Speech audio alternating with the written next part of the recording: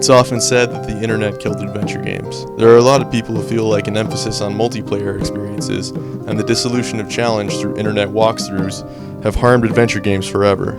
Of course, complete bullshit, and I have dark-eyed Chains of Satinav to back me up. This game, much like Telltale's Walking Dead, reinvigorates the adventure game genre, but where Walking Dead introduced new and modern elements, Chains of Satinav keeps things old school, and despite my fears, it works really well. Just like the golden age of LucasArts and Sierra, this game is all about puzzles. You walk your character through a number of screens of non-player characters, items, and background exposition, and within them, you find a number of obstacles. You have a goal, and of course, you always know what it is. It's just in figuring out the details. That's where the difficulty emerges. It could be talking your way out of a problem, using an item or a combination of items, or interacting with the environment. More often than not, a single obstacle or mission will require all of these actions. That's what adventure games are all about. You use your head. Your reflexes don't really matter. You don't need to click on an enemy before your health bar falters, crack off headshots to rack up a high score. The only thing that stands in your way is a puzzle. And once you have it figured, you're on to the next one. Telltale's Walking Dead and a lot of other adventure games have lately been including a lot of action-esque elements. In those games, there are definitive ways to lose the game or to die, but there are no such elements to Chains of Satinav. You can't die or lose, but you can and probably will get stuck with a particularly devious little brain twister. The game offers two options on startup. One mode will have you highlight all interactable items with the hit of a spacebar, and the other mode forces you to find all the interactable shit on your own. People who are newer to adventure games will probably like to hit the spacebar and just see what they can use in the environment. People who have been playing Monkey Island and King's Quest since they were released in the 80s, they might like to not know what they can use. Really, it's just a matter of preference. For the most part, every player will be faced with the same challenge, and gladly, all the puzzles are manageable. They don't feature the nasty trend within adventure games to provide ridiculous and obscure solutions. Probably asking yourself, what sets Chains of Satinav apart from adventure game XYZ? Why aren't you just playing the HD remake of Monkey Island right now?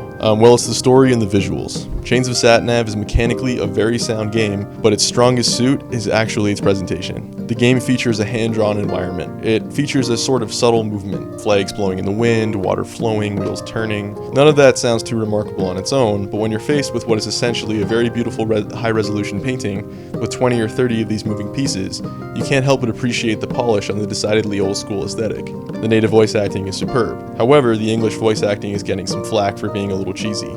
Personally, I like it, but a lot of people won't, so be sure to check out some trailers and make up your own mind. The characters, however, are undeniably fantastic. The story this game has to tell is of the high fantasy ilk, and while that may seem overdone, especially within this genre, it is truly fantastic.